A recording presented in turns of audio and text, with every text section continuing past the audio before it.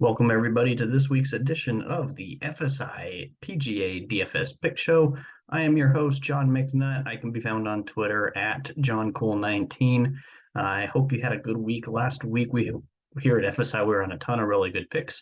Mark Hubbard did not pull it out on Sunday. Definitely was pulling for him, but otherwise still had a very good week. Mackenzie Hughes, congrats to him. Been a while since he was in the winner's circle. But let's move on to this week's Shriners Children's Open. Let's jump right in, start talking about the course. This is TPC Summerlin. We're playing in Las Vegas, Nevada. It's a par 71, 7,200-yard course on bent grass greens. There are just 3 par 5s this week. Certainly pay attention to those. Put them in your modeling, though. They are absolutely musts to score. Biggest thing to know here on TPC Summerlin, this is an absolute birdie fest. Often is the #1 easiest course on tour on the PGA Tour season. So you absolutely need to make a ton of birdies. Those 3 par 5s are must. You should absolutely, if you want to win this tournament, be finishing 5, 6, 7 under par at least for the week on those par 5s.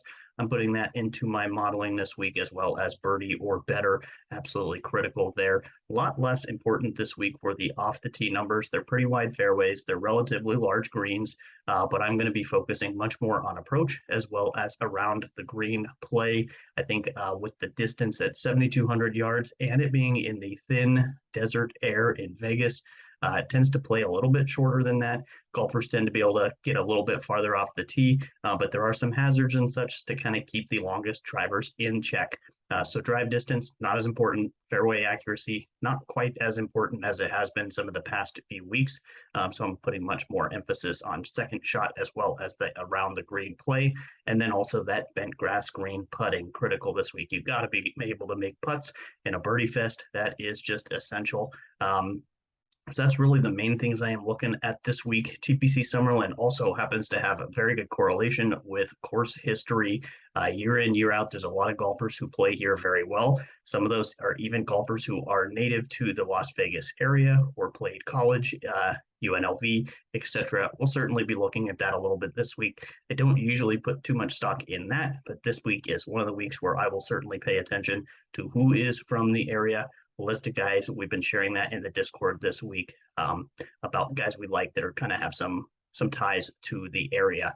So let's kind of jump in. The other factors, there's 6 par 4s that are 400 to 450 yards, so you can include that in your scoring.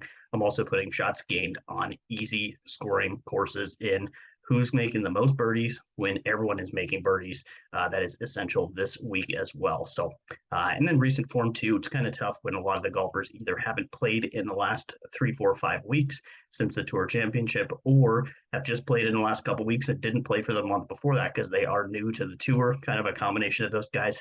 The field is getting better over the weeks here, better than the last 2 weeks. So a lot more golfers in that high range on DraftKings. So let's go ahead and take a look at my favorite plays. I'm going to start right at the top. Patrick Cantlay is my favorite play of the week. Whole lot to like about Patrick this week. He's 11,100 on DraftKings. That's a little steep. We haven't seen anybody priced that high since the Tour Championship. He is 6-1 odds to win outright. I would much rather pick the guy I'm going to talk about next, Aaron Wise, as an outright pick, but Patrick Cantlay absolutely could go out and storm this field. His course history is excellent here. He did not play last year, but in the 4 years prior, 17, 18, 19, 20, he finished first, second, and eighth. Nobody has better course history here at TPC Summerlin than Patrick Cantlay. A whole lot to like there. He is absolutely a birdie maker. He leads the field in birdie or better in my modeling, leads the field in par 5 scoring. He is 6th ball striking, 7th around the greens. And then just looking at his form, he finished, this is his first event of the new season, but he finished top 10 in 5 out of the last 6 events during the PGA Tour season that just ended. That does include a win in August at the BMW. That was a playoff event, and runner-up at the Rocket Mortgage in July. Also, he is top 10 in this field, bent grass green putting, and #1 in the field scoring on easy scoring conditions. So I like everything really about Patrick Cantlay this week. If the ownership is reasonable, I will certainly be all over him in GPPs. Tough to pay that much in cash, but obviously if you can fit him into your GPP lineup, please do so. I think there's a lot to like here, and I don't see it going wrong much outside of a top 20 being the worst case scenario here. Again, the only issue really being that ownership. I think looking at the early numbers, him and Sungjae Im, who also deserves a shout out here. Both of those guys look like they might be the top two most popular golfers on DraftKings. Hopefully that comes down as we go into Wednesday night making lineups. Guy that I'm going to be playing quite a bit of here, a little bit less ownership as well. That is Aaron Wise. He is 9,900 on DraftKings. 18-1 outright. I love that pick. I think Aaron Wise could absolutely win this week. This is his first event of the new PGA Tour season, but he made 9 out of 10 cuts in the cut events down the stretch last year. He was 15th at the BMW, that playoff event, and also 13th at the Tour Championship. He has good course history too. He was 8th place here last year. He did miss a couple cuts before that, but he was also 10th, 32nd, and 15th in the years before. So he's got the decent course history. I like that for him. He ranks 5th on easy scoring courses in this field. And then looking kind of further into the stats, 12th birdies or better, 4th on approach. He's top 10 in par 5 scoring, and he finishes, for me, number 2 in ball striking. I think there's a lot of reasons really to play Aaron Wise this week. I think too, just that ownership, he will be a bit less owned than all of those guys kind of above him in the pricing. So I think you can absolutely slip him in and maybe even get to him in cash under 10K. Kind of gives me the green light for somebody in my cash lineup. So these are going to be my 2 favorite plays. I will see how much I can get really both of them in some lineups. No reason you can't go Sungjae Im up there as well.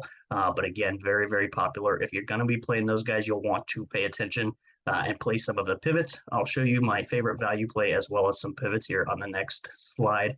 My favorite value, that's going to be Thomas DETRY. He is a golfer that not a lot of people know about. He played mostly on the DP World Tour over the past few seasons, a couple events on the PGA Tour as well. Really, he has been making his money, though, in the DP World Tour. 7,900 on DraftKings this week, 60-1. He absolutely could win this event at 60-1. The form was 9th place last week and 12th place at the Fortinet. So he has very good form coming in. Not many guys have finished top 15, top 20 at both of those first 2 events, but Thomas DETRY checks that box. Finished to 34th and 10th place in the 2 events that the PGA Tour played in Scotland last year. That was the Scottish Open and the Open Championship. He was also 5th place just a few weeks ago at the BMW Championship. That was a DP World Tour event just after the Tour Championship. So really, he's got great form coming in. There's no course history to talk about here for DETRY, but in my modeling, 34th in approach, 12th birdies or better. He's top 25 around the greens and 10th place par 5 scoring. And then that par 4 range, the 400 to 450 I mentioned, he is 2nd in the field in that.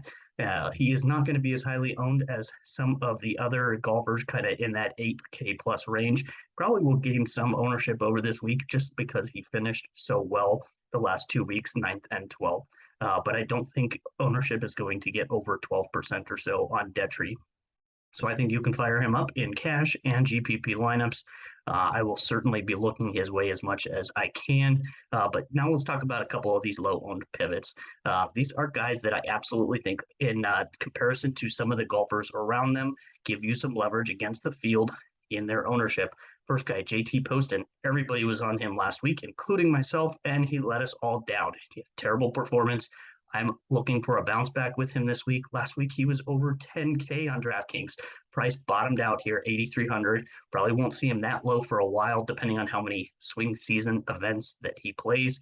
The 8,300, great price there. Right now, I'm showing on Fantasy National projected ownership around 6%. And that's just awesome. Looking at guys just above him, Pendrith will probably be like twice the ownership of JT Poston. And I think just the fact that everyone got burned by him last week, people do not want to go back to him this week. But I think there's a lot of reasons to just jump right back on the train here. The guy a little bit cheaper that I really like this week, that is Nick Taylor. He's showing right now on Fantasy National somewhere in the range of 4% ownership at 7,300. He was 19th last week, 6th place at Fortinet the week before. And looking around him, he's probably going to come in like half the ownership of Stephen Yeager and Andrew Putnam, both guys that I think I like this week, but I don't like them as twice as much as I like Nick Taylor.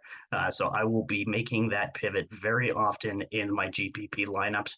And one more guy that really pops for me at a lower ownership, that's Brian Harman, 8,900 on DraftKings, maybe somewhere in the neighborhood of 8% ownership. He was top 23 of the in the last 3 years at Shriners. Half of the ownership of Cam Davis, just up above him in the pricing. I think Brian Harman is a great pivot option and give you some opportunity to play those guys that I talked about earlier, the Cantlays, the Sung J M's, the guys who are going to garner that higher ownership. So I think Brian Harman, a great second man into your lineups, and some of these other pivots really can help you round out a good lineup without going way overboard on the ownership. So that is going to be it for this week's Pick Show video. I appreciate you watching. Please like and comment on YouTube. Any comments that you make down below, I'd be happy to answer. We go further in depth when it comes to ownership, weather, really all the other details we can discuss here on Wednesday will all be in our Discord. That can be found going either from our website, which is fsidfs.com, or at our Twitter handle, FSI_DFS.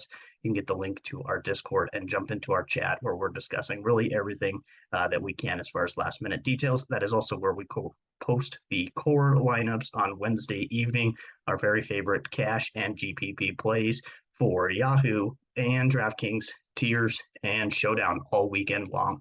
So please join us there as well. I appreciate you watching. Once again, please like, subscribe if you haven't already, and leave any comment questions that you have below.